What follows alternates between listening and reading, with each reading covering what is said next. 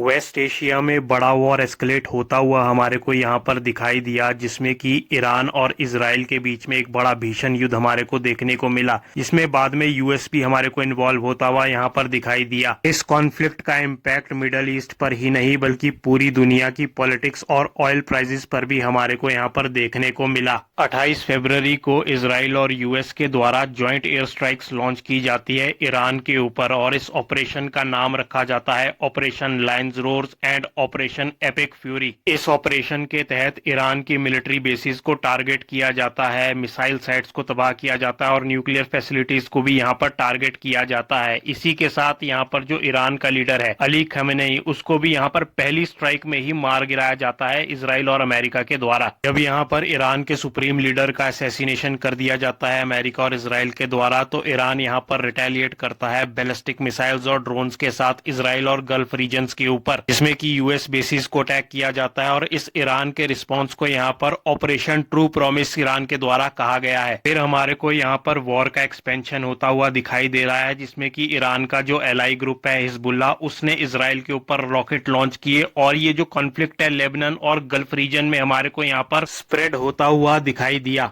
अब ये जो वॉर है सिर्फ दो कंट्रीज के बीच का वॉर नहीं है, पूरा इसका पूरा एक ग्लोबल इम्पैक्ट हमारे को यहाँ पर देखने को मिल रहा है, जो कि स्ट्रेट ऑफ हॉर्मोज है, जो कि दुनिया का एक बहुत बड़ा ऑयल सप्लाई रीजन है। वहां टेंशन की वजह से शिपिंग डिस्टर्ब हो गई है पूरी तरह से, और इसकी वजह से आने वाले समय में हमारे को ग्लोबल ऑयल प्राइसेस में राइज होता हुआ दिखाई देगा और पूरी दुनिया की यहाँ पर इकोनॉमी भी बुरी तरह से इम्पैक्ट होती हुई भी हमारे को आने वाले समय में दिखाई दे रही है।